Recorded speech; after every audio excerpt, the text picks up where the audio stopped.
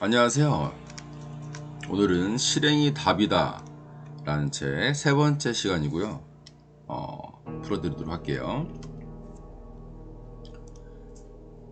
내 인생에 5분이 남았다면 이라는 질문을 던져봤고요. 나만의 데드라인을 만들어라. 데드라인의 종류를 여기서 이제 두 가지로 제시를 하는데요. 이 일이 끝날 때까지의 시간인 종료 데드라인과 이 일을 언제 시작할지에 대한 개시 데드라인이죠.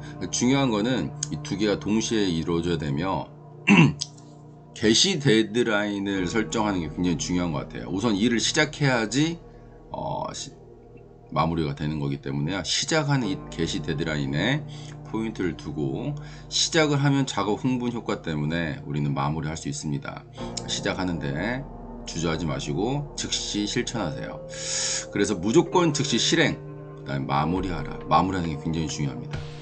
우리 그릿이란 책에서도 나왔었지만 어떤 일을 시작하고 마무리하는 습관을 들였을 때 우리는 작은 일이든 큰 일이든 우리의 그릿을, 즉 투지를 키울 수 있는 힘이 된다는 거죠. 투두리스트에 대한 데드라인을 설정하라. 우리가 투두리스트를 적긴 하는데 이거에 대한 데드라인이 없는 것 같아요. 제가 그래요. 그래서 저는 이제 투두리스트를 적는 거 옆에 데드라인을 설정할 건데요. 예를 들면 월요일날 매스에 대해서는 토요일 밤까지, 그 다음에 1페이지 습작은 낮 12시까지, 100페이지 독서도 낮 12시까지, 이런 식으로 데드라인을 설정하고 실천을 오늘부터 하도록 하겠습니다. 우리가 파킨슨 법칙이라는 게 있는데요. 이렇게 많이 들어본 법칙은 아닌데요. 내용을 들으시면 이런 거구나 하고 금방 아실 거예요. 목표 달성에 필요한 시간은 빠듯하게, 데드라인 효과가 있는 거죠. 그러니까 우리가 시간이 많다고 해서 더 큰 일을 하는 게 아니고요. 그 일에 대해서 더 빨리 끝내는 게 아니고요. 결국은 시간을 다 허비하다가 마지막에 데드라인이 왔을 때 그때 이제 집중을 해서 끝내는 거죠. 예를 들면 시험 보기 전날 벼락치기 하는 거죠. 그런 식으로 데드라인 효과가 굉장히 좋은 것 같아요. 그래서 시간이 많이 주어지는 것보다는 빠듯한 시간이 딱 주어졌을 때 우리는 집중할 수 있다는 거 꼭 기억하시고요. 그렇게 되면 어떤 효과가 있냐면요, 적은 스트레스와 시간이 확보가 되며 통제감을 느낄 수 있는 거죠. 결국은 자기의 자존감과 자신감이 같이 올라가는 부분이에요. 내가 데드라인을 설정하지 않으면 설정당한다. 데드라인은 결국 내가 스스로 설정하지 않으면 언젠가는 그 일을 끝내야 되기 때문에 누군가에 의해서 또는 그 일에 의해서 설정당하게 됩니다. 그러니까 내가 설정하는 게 좋죠. 인간은 자유의지의 존재이기 때문에요.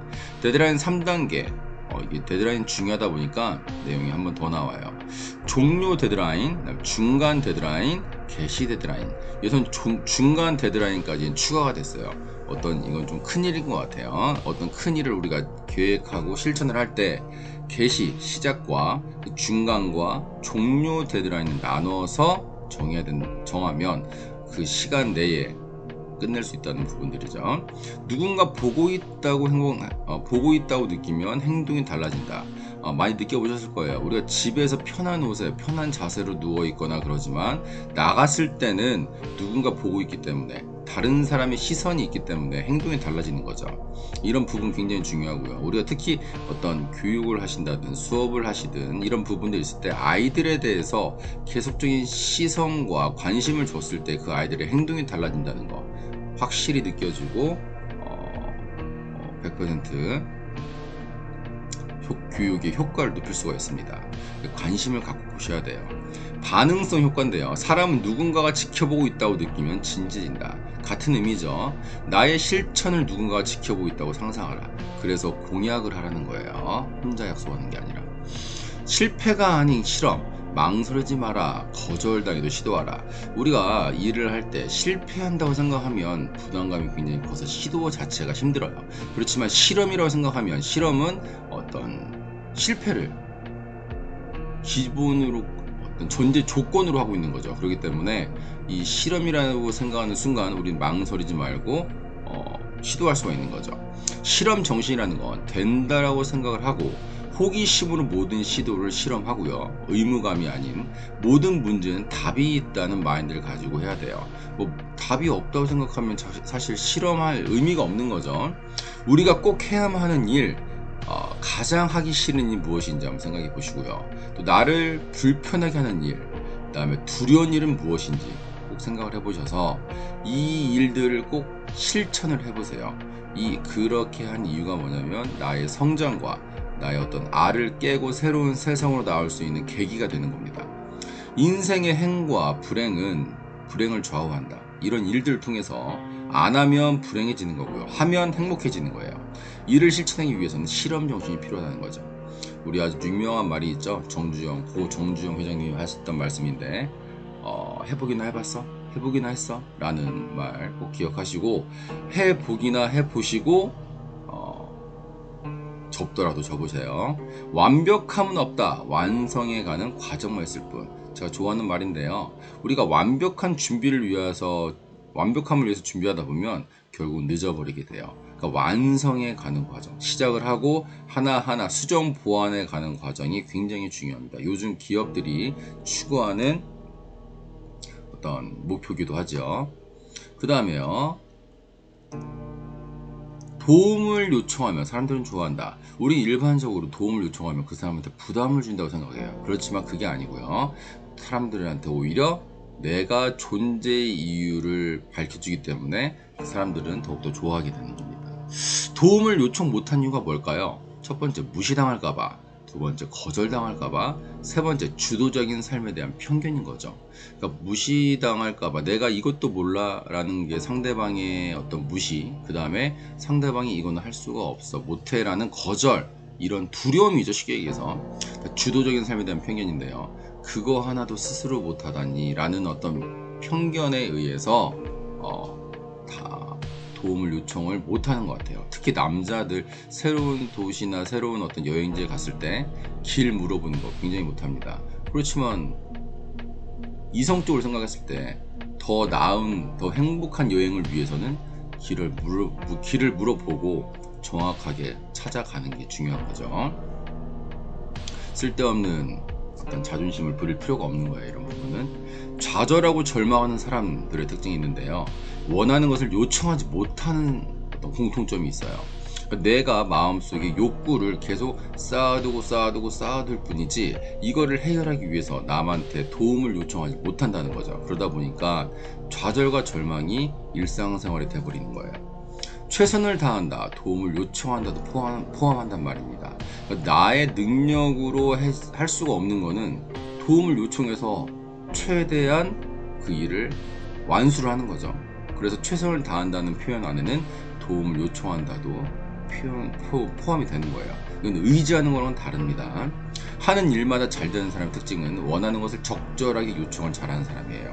그럼으로써 일의 효율성과 결과의 가치가 더 커지는 거죠. 알라딘 효과라는 게 있는데요. 질문해야 답을 얻고 도와달라고 해야 도움을 받는다는 거죠. 내가 다른 사람이 내 마음을 알아서 내가 필요한 것을 찾아서 도와줄 수가 없어요. 알 수가 없죠. 내 마음도 가끔 헷갈리는데 타인이 어떻게 내 마음을 알고 도와주겠습니까? 말이 안 되는 거죠. 도움을 청하는 사람들의 공통점은 강한 동기와 겸손함이 있는 거죠. 그러니까 내가 가지고 있는 절실한 목표를 달성하기 위해서 도움을 요청하는 거예요. 강한 동기가 있어야 되고 겸손함이죠. 결국 물어본다는 거는 내가 다 알지 못함을 인정하는 거죠. 그거는 나의 어떤 무시감, 어떤 이런 개념이 아니고요. 내가 이거를 모르기 때문에 상대방한테 물어보는 거예요. 물어본다는 건 겸손함이 있어야 가능합니다.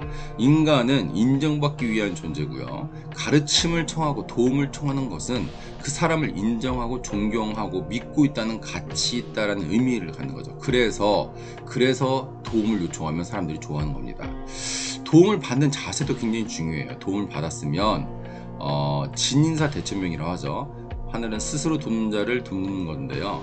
내가 나를 돕지 않으면 누구도 도와줄 수가 없어요. 그러니까 진심으로 존중하고 배우려는 남다른 자세가 필요하고요. 보답을 약속하고 피드백을 꼭 제공해야 됩니다. 도움을 받은 후에 아무 피드백이 없다면 도움을 준 사람은 도움을 주고 싶지가 않겠죠. 아빠는 내 도움이 필요해. 아이들하고 관계에서 굉장히 중요한 말이에요. 아빠는 내 도움이 필요해. 아빠는 내가 도와줘서 너무너무 감사해. 아빠는 너의 도움이 너희가 이렇게 커서 이렇게까지 도움을 준다니 너무너무 행복해. 이런 표현들 굉장히 중요합니다. 그 아이에게 설득의 가능성을 높여주고요.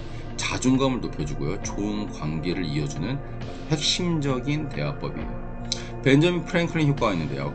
껄끄러운 사람에게 부탁하라. 벤저민 프랭클린이 어떤 적이 있었는데요. 이 적에게 오히려 책을 빌려달라고 부탁함으로써 그 사람과 절친이 됐다는 내용이에요. 그 다음에 누군가가 보고 있으면 행동이 달라진다. 우리 앞에서도 얘기했었죠. 반응성 효과인데요. 사람은 누군가가 지켜보고 있다고 느끼면 진지해집니다. 나의 실천을 누군가가 지켜보고 있다고 상상하는 게 굉장히 중요한 거죠. 항상 누군가가 나를 지켜볼 수 있는 건 아니기 때문에 나의 실천을 누군가가 지켜보고 있다고 상상하는 거, 이건 긍정적인 반응성 효과고요. 또 우리 삶에서 CCTV죠. CCTV가 많이 생김으로써 범죄가 많이 줄어들었다는 거, 예전보다 확실히 이런 부분들은 좋아진 것 같아요. 자기감찰 3단계인데요. 나를 관찰하고 그리고 기록을 하고 수치를 이용해서 관찰 결과를 한번 살펴보고요. 그다음 변화를 공표하고 어떻게 변할 것인지 공표가 중요한 거예요. 그래서 예를 들면 블로그라든가 유튜브, 네이버 TV, 독서, 단톡방 이런 쪽에 나의 어떤 앞으로 변하고자 하는 공약을 제시하는 부분들, 그럼 확실히 약속을 지킬 수 있는 확률이 높아집니다. 일단 자기감찰 기법이 효과인데요. 더 나은 행동과 자신의 효과적인 관리, 피드백 앤드 보상의 어떤 내용을 담고 있는 부분인데요. 자기 감찰을 통해서 이런 긍정적인 효과가 나타난다는 거 알아두시고요. 낮은 수준의 생각 전략인데요. 중요한 일, 중요하게 해야 할 일을 미루고 딴전을 피우는 거죠. 그러니까 우리가 꼭 해야 될 숙제, 레포트, 논문 이런 걸 써야 될 일이 있을 때 우리는 낮은 수준, 쉽고 편안한 일을 함으로써 중요한 일을 회피하는 거죠. 나는 일을 하고 있기 때문에 이걸 못하는 거라는 자기 합리화일 뿐이에요. 그러니까 중요하지 않은 일을 하는 이유는요, 같은 의미인데요. 불명확한 목표가 간절하거나 명확하지가 않은 거예요. 하기 쉽고 즐겁다는 거죠, 이 일을. 그 다음에 이유를 제공하는 거. 우리가 이제 학교 숙제를 하기 전에 책상 서랍을 정리하는 거. 이런 행동들이 대표적인 케이스가 되겠죠. 앞서가는 사람은 워밍업 시간이 짧다. 우리가 어떤 작업을 함에 있어서 꼭 필요한 내가 해야만 일을 함에 있어서 바로바로 할 수 있는 이 워밍업 시간이 짧다는 거 굉장히 중요한 포인트입니다. 그렇기 때문에 우리가 어떤 일을 할 때 멈칫거릴 때 바로 생각을 하세요. 그냥 하는 거라고. 정리와 정돈의 것도 구분인데요. 정리와 정돈은 비슷한 말이지만 다른 말입니다. 정리는 필요 없는 것을 치우거나 버리는 거고요. 정돈은 필요한 것을 사용하기 위해 쉽게 배열하는 걸 얘기하는 거예요. 워밍업 시간 줄이기 위한 3단계가 필요한데요. 첫 번째, 숨은 동기를 찾아야 돼요. 내가 해야 할 정말 중요한 일은 무엇인가 라는 생각, 이게 있어야지만이 명확하게 우리가 실천을 할 수 있는 거예요. 두 번째, 순서를 바꿔서 실천하는 거죠. 그러니까 우리가 책상을 정리하고 공부해야지가 아니라 공부를 먼저 해버리고 그냥 해버리고 책상을 정리하는 거예요.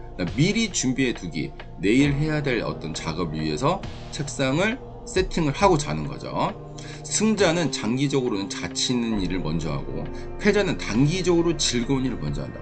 이런 부분들이 순간순간에 얼마 안 되는 부분, 순간으로 볼 때는 별 차이가 없는 것 같지만 이게 쌓이고 오랜 시간이 지나면 엄청난 승자와 패자의 간극은 벌어질 수밖에 없게 됩니다. 은근히 외면하고 있는 높은 수준의 하기 싫은 일은 무엇인가 라는 질문을 던져봤는데요. 저는 이제 아무래도 제 목표가 하루에 1페이지 습작하는 건데 이 부분이 쉽지가 않은 부분이 있더라고요. 그래도 이젠 그냥 해야겠다는 생각으로 적어도 한 줄에도 쓰려고 노력하고 있습니다. 내 인생이 5분이 남았다면 질문에 대한 답을 드리면요, 저는 가족과 그동안 행복했던 추억을 나누면서 마무리하고 싶어요. 오늘도 함께 해주셔서 감사드리고요. 행복을 선택하신 하루 되세요. 감사합니다.